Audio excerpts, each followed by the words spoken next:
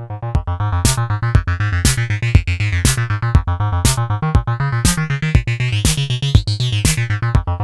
once again, it's Matthew here from Matthew North Music, and as ever, if you like the videos that I make, if you're interested in music, electronics, old technology, old computers, stuff like that, please think about hitting the subscribe button down below. It's completely free, and if you click the little bell icon, then you will be notified every time there's a new video. Today we're talking about one of my favourite subjects, the Beatles, because who doesn't love the Beatles? If you don't love the Beatles, then you need to listen to some Beatles music. Anyway, yesterday was announced, finally, the release of the last Beatles song, and it's called Now and Then. It was started in the 90s, as in the Beatles working on one of John's demos, and then it was shelved, allegedly because George Harrison didn't like it.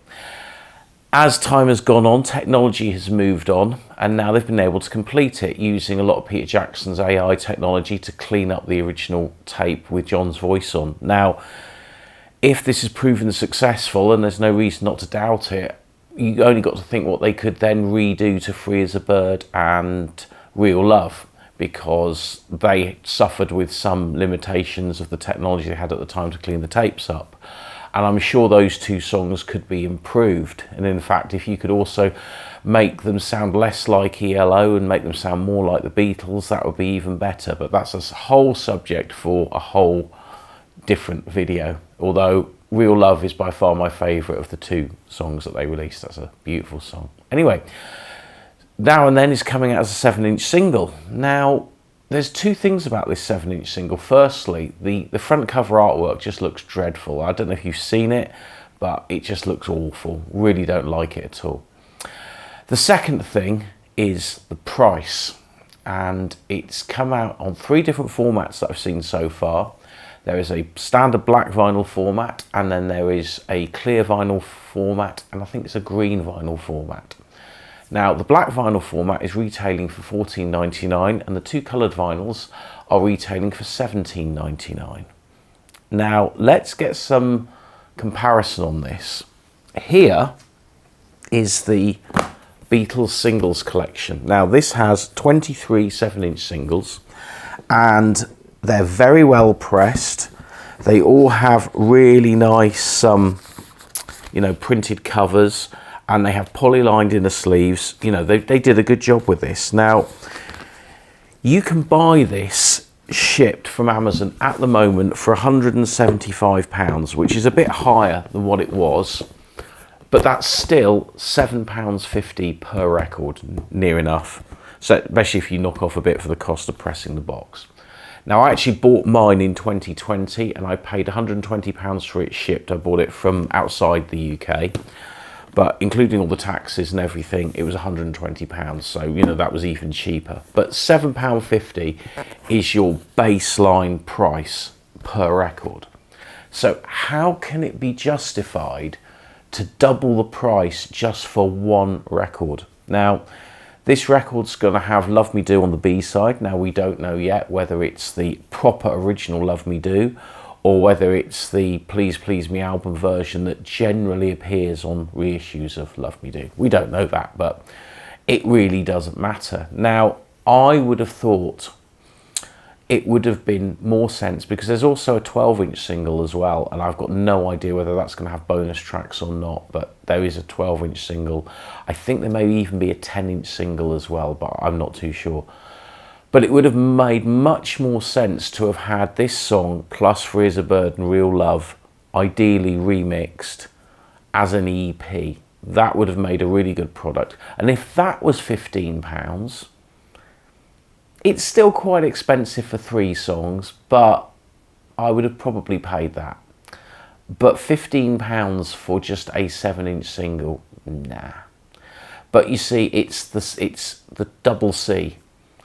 Collectors and Christmas, because Christmas is coming, and that's when these products sell, because it's an ideal Christmas gift for any relative that likes the Beatles. Now, along with this Now and Then 7-inch, they've decided to reissue these again.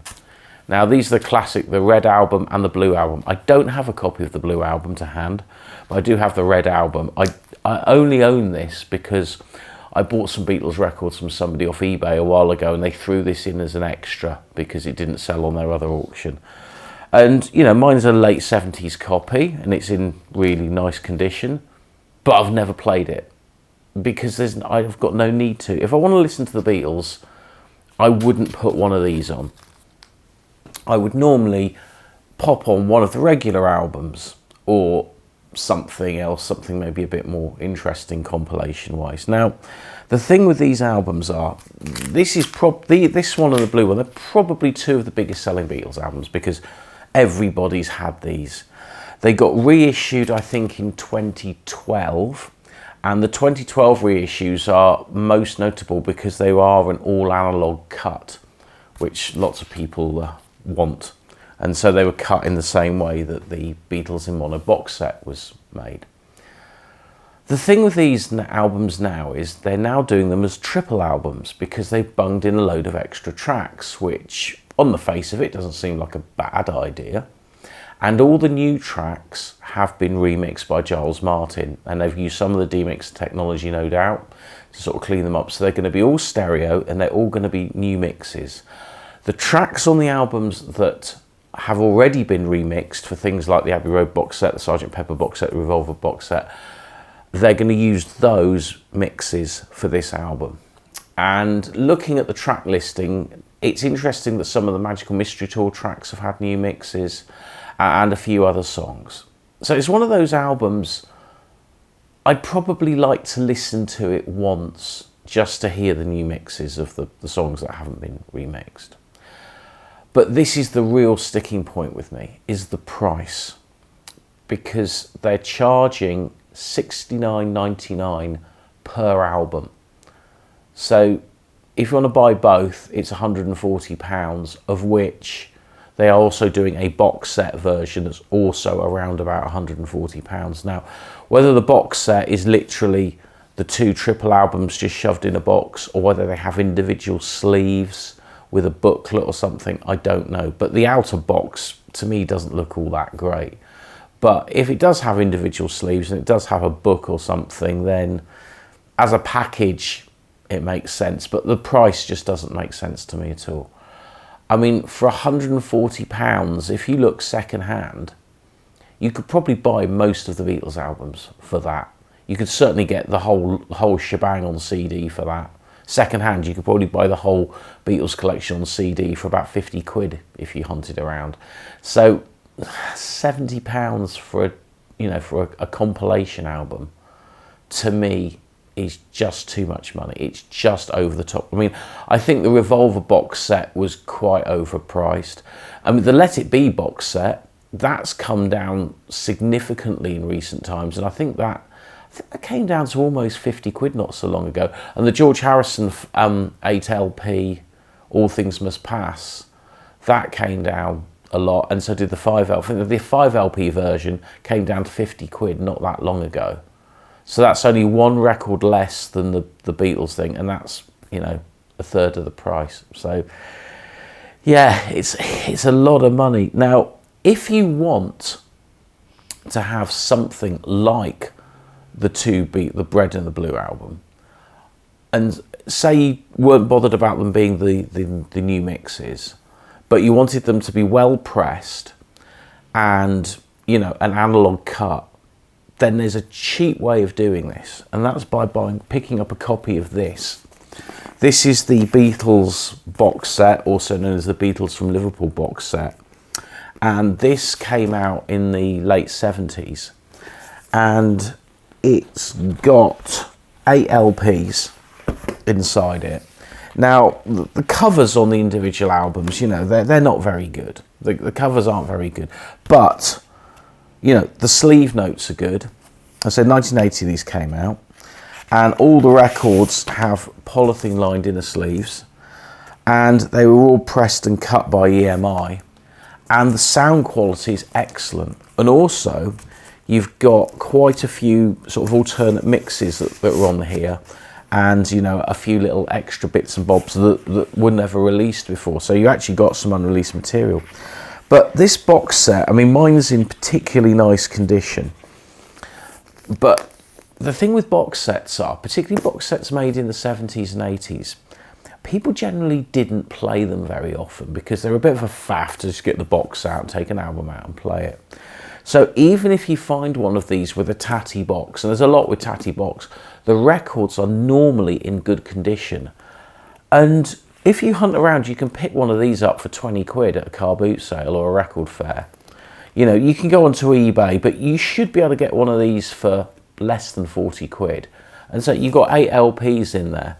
And if the condition's good, because half the time they've never been played, then you've got much better listening experience with this than you will have buying the red and the blue albums for, you know, 140 quid. But, you know, he pays your money, he takes your choice. And I would guess that, you know, the red and blue albums are going to sell very well, particularly for the Christmas market, because we live in this really funny old age where everybody's got everything they want in life. So when it comes for Christmas presents, it's actually quite difficult. But, you know, if you know your uncle was a big Beatles fan, then, you know, you and all your cousins might all decide to buy your uncle red and blue Beatles albums, and then he'll have a huge pile of them, and then he'll be sticking them on eBay. But, you know, joking aside, you know, these albums are going to sell well for Christmas.